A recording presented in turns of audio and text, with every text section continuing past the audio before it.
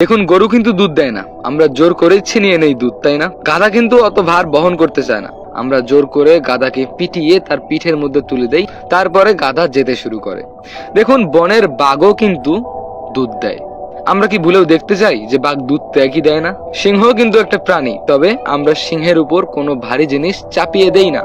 কিন্তু তারপরেও এই গরু বা এই গাধাদেরকে দিয়ে যে আমাদের এত উপকার হচ্ছে, তারপরেও কিন্তু দিন শেষে এদের নামটা বোকা বোকা নাম, তাই না? এই যে গরু, এটা এক ধরনের গালি। আমরা যাকে তাকে গালি দেই, গরু বলে, গাধা বলে গালি দেই। গাধারা অলস, মানে এই ধরনের একটা গালি বুঝায়, তাই না? কিন্তু তারা আমাদের অনেক উপকার করতেছে। আর বনের বাঘ সিংহ কিন্তু আমাদের কোনো উপকার করতেছে না, বরঞ্চ আমরা যদি তাদের সামনে যাই, তারা কিন্তু আমাদেরকে এক গাছে খেয়ে ফেলবে। তারপরেও আমরা শুধু তাদের নামে প্রশংসা করি। সিংহ বনের রাজা, বাঘের মতো হিংস্র কোনো প্রাণী নেই, শুধু আমরা সুনামি করে গিয়েছি, তাই না? কিন্তু যেই মানুষগুলো আমাদের পাশে থাকে, আমাদেরকে সবসময় হেল্প করে, আমাদেরকে মানসিক শান্তি দেয়, সবসময় চায় আমরা সুখে থাকি, ভালো থাকি, সেই মানুষগুলোকেই আমরা গাধার চোখে দেখি, গরুর চোখে দেখি।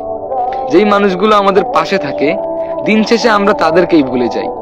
আর যেই মানুষগুলো একটু মিথ্যে আশা দেয়, যেই মানুষগুলো একটু মিথ্যে কথা সুন্দরভাবে গুছিয়ে বলে, সেই মানুষগুলোকে আমরা মাথায় করে রাখি।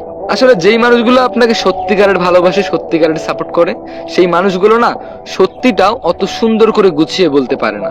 আর এই পুরো গল্পটা কিন্তু গরু আর গাধা বা সিংহ বাঘকে নিয়ে ছিল না, এটা ছিল আমাদের মানুষকে নিয়ে।